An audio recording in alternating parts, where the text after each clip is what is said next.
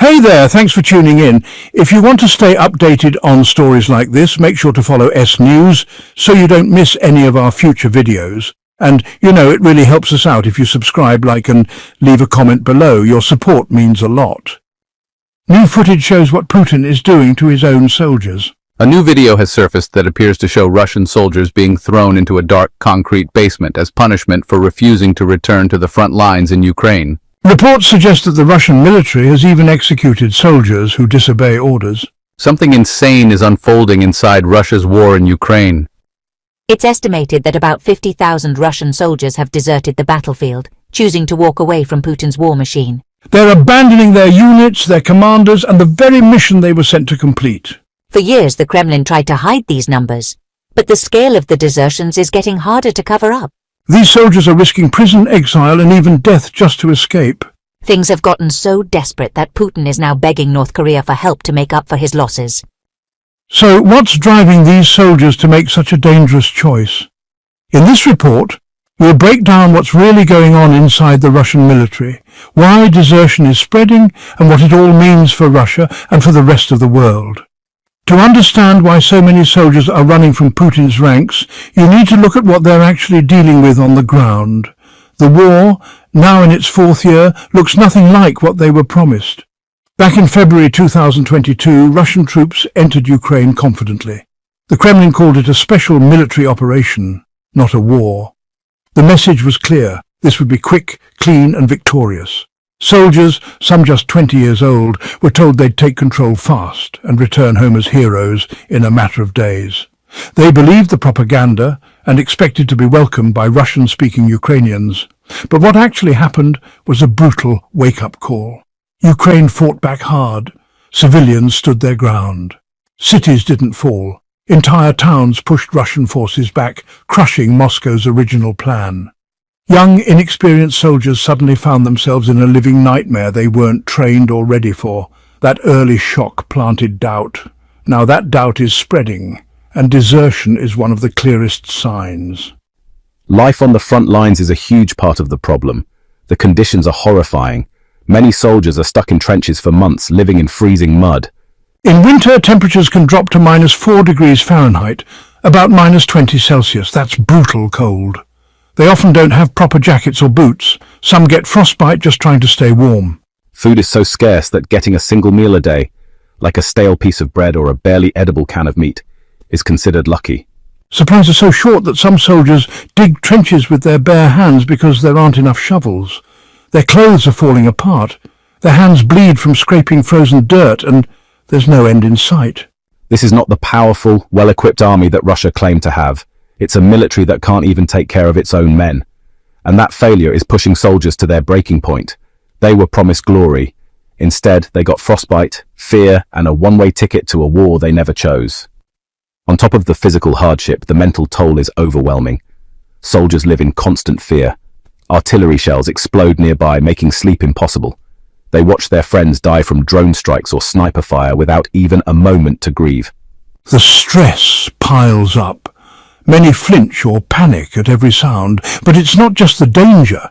It's the feeling that the war is pointless. The Kremlin told them they were fighting to protect Russian speakers or to make Russia stronger, but on the ground, all they see is destroyed homes and dead civilians. They're ordered to keep fighting, but they don't even know what for. That disconnect eats away at their minds. When you're risking your life for something that feels meaningless, your brain starts to unravel, and for many, that's when the urge to run becomes stronger than the fear of punishment. To make things worse, the military keeps making disastrous decisions. Commanders often give orders that make no sense or send soldiers into obvious danger. Some units are thrown into battle with no plan, no info, and no warning, only to fall into traps. Communication is a mess. Radios break down, batteries die, and soldiers get cut off from their own side. In some cases, they even get hit by their own artillery because commanders don't know where their troops are. These aren't rare mistakes. They happen all the time. Troops are told to attack a position only to find out it was already hit by their own side. Fatal errors like these destroy trust. And when you don't trust your leaders or your gear, desertion becomes a survival instinct. Even worse, many commanders are completely absent when things go bad. Some hide far from the front while their men face the enemy alone. Others give impossible orders, then blame the soldiers when it all falls apart. There are reports of units begging for help, calling for evacuation after losing half their men, only to be ignored. Soldiers wait for days, watching friends bleed out with no rescue in sight. That kind of betrayal cuts deep. It's one thing to face a tough enemy. It's another to feel like your own commanders don't care whether you live or die. For many, that's the final straw. Even the few leaders who do stick around are in a bad spot. Most of the experienced officers were killed early in the war or kicked out to make room for politically loyal replacements who don't know what they're doing. The remaining officers face troops who don't trust them and fresh recruits who don't even want to be there. To fill the gaps left by casualties and desertions, Russia is now using unreliable forces. Convicts promised freedom if they fight mercenaries who only care about money, and even foreign fighters from places like North Korea. These groups are hard to control. Some members desert or ignore orders, adding even more chaos. The Russian army is turning into a mix of people who don't belong together, led by commanders who can't manage them. Back home, soldiers' families face their own battles. The Russian government pressures wives, mothers and siblings to stay silent. If they ask where their loved ones are or why they haven't returned, they're told to shut up. Some are threatened with losing their jobs or even their children. And these aren't empty threats. The government follows through. Some families have been arrested just for speaking out. This is all meant to silence dissent and keep families from encouraging their sons or husbands to desert. But it often backfires. Soldiers hear that their families are being harassed, and it makes them even angrier at the system they're fighting for. Put yourself in their shoes. Why would you risk your life for a government that threatens you? Every day I worry about my son. I want to ask where he is, but if I do, I could lose my job or worse. They want us to be quiet, but how can any mother stay silent? For those who choose to stay and fight, the reality remains bleak. Units are losing men fast. Right now, an estimated 1 million Russian casualties have been recorded. That's like wiping out the entire population of Dallas, Texas. To replace the dead and wounded, Russia is drafting more recruits. But they're not trained soldiers. They're everyday people. Some are in their 40s or 50s. Others just graduated high school. They get a few weeks of basic training, are handed old rifles that barely work, and sent into battle against experienced, well-equipped fighters. Add in faulty gear, and their survival chances drop even more. These new recruits are thrown into the same chaos the veterans faced, but with even less chance to escape. So it's no surprise that many are running away, some even before they reach the front lines. I was scared from the start. They gave us maybe 3 weeks of training, then sent us out. Some of the guys with me were twice my age. None of us knew what we were doing. And it's even worse for those who get wounded. Some injured soldiers don't get enough time to recover. Their wounds are barely patched up, just enough to walk before they're sent straight back into combat. Many are pulled from field hospitals and thrown back into trenches with fresh bandages and barely working limbs. Medics can't stop it. Orders come down fast, and if a soldier can still carry a rifle, they're declared fit for duty. Soldiers have seen wounded men dragged onto trucks and driven back to the front. This isn't rare anymore. It's standard practice. These aren't just cruel policies. They show how desperate the Russian army is. When the military starts recycling its wounded, it's not just being ruthless, it's running out of men. And when you're wounded and still forced to fight, escaping starts to look like the only way to survive. I see these young men come through, hurt, scared, barely able to walk, but they don't get to rest. They're sent back, even if they can hardly hold a weapon. It's heartbreaking, honestly. Some sneak out on foot, traveling through forests or fields at night, trying to avoid Russian patrols and Ukrainian checkpoints. Every step is a gamble, and honestly, one wrong move could be their last. Love could mean capture or death. Some soldiers try to trick the system, faking injuries in hopes of being sent to a hospital where they might escape during transport. In certain areas under Russian control in Ukraine, local civilians lend a hand, offering food, hiding spots, or tips on safer routes. These people are putting themselves at serious risk, but when they see the desperation in the soldiers' eyes, they feel compelled to help. There are also underground networks, often on apps like Telegram, that share advice on how to avoid checkpoints or how to pass as civilians. These escape routes offer soldiers a slim but real chance to survive, even if it's not easy. Narrator, Media, soldiers changing into civilian clothes in safe house, escaping soldiers blending in with civilians at rural bus stop, tense checkpoint scene with disguised men. But deserting isn't easy, especially in the Russian army. It comes with huge risks. Soldiers can't just walk away and go home. If they're caught, they face prison exile or, even worse.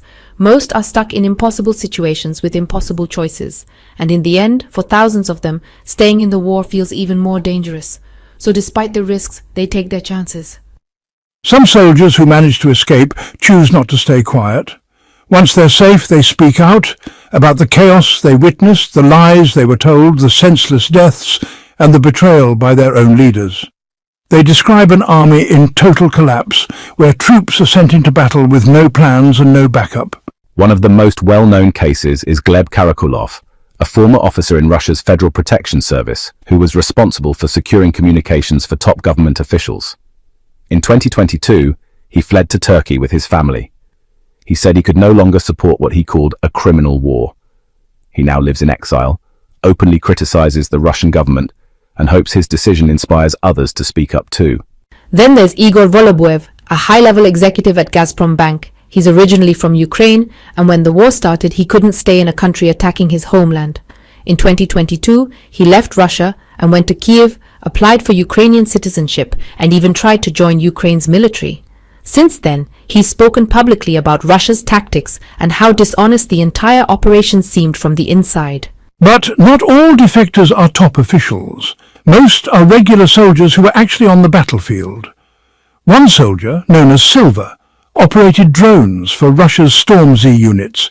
He defected in 2024, saying he saw his commanders killing civilians and their own men. That was the breaking point. In what seemed like a final act of rebellion, Silva blew up his unit's headquarters before escaping. He now fights with a Russian group that supports Ukraine and has spoken openly about what pushed him to defect. Even before these more recent defectors, there were signs of disillusionment. Back in 2022, a paratrooper named Pavel Filatyev abandoned his post and published a detailed account of what he'd experienced. He said his unit looted homes just to survive and often lacked food or working gear. His story was harsh and disturbing. Another case is Daniel Volkov, who not only left the army, but also admitted to committing crimes while serving in Ukraine. He blamed the leadership and said he couldn't keep fighting in a war he no longer believed in. These men had very different roles. Some were soldiers, others worked in government or business, but they all had a moment where they realized they could no longer be part of this war. Their stories show just how deeply the Russian war effort is unraveling. They weren't rebels at first. The war turned them into dissidents. Thankfully for those brave enough to escape, help has started to appear. Ukraine launched a program in 2022 called I Want to Live. It offers Russian soldiers safe ways to surrender or defect. The initiative uses phone hotlines, online channels, and even drone-dropped leaflets to reach soldiers directly. The goal is simple: help them leave the battlefield and safely enter Ukrainian custody. Some of these defectors end up joining a group called the Freedom of Russia Legion. Others are granted protection. Thousands have already taken this path. Ukraine doesn't just help them escape. It also broadcasts public messages encouraging them to leave the war. These campaigns show real examples of defectors being treated well, which makes others more willing to trust the process. In fact, there have even been cases where families were reunited thanks to foreign support. These stories go beyond just war. They show soldiers that choosing to walk away doesn't always mean punishment. One former soldier, whose voice was later shared anonymously in Ukrainian media, said, "They promised us medals, but all I saw was blood and frostbite. When I heard about the hotline, I knew it was my only shot." Another said, "I'd rather die trying to escape than spend one more day in that war. Ukraine didn't shoot at me. They gave me soup and let me make a phone call." Finally, thank you so much for listening and for spending your time with us today. If you want to stay updated, don't forget to follow S News and check out our future videos. Please subscribe, like, and leave a comment. We really appreciate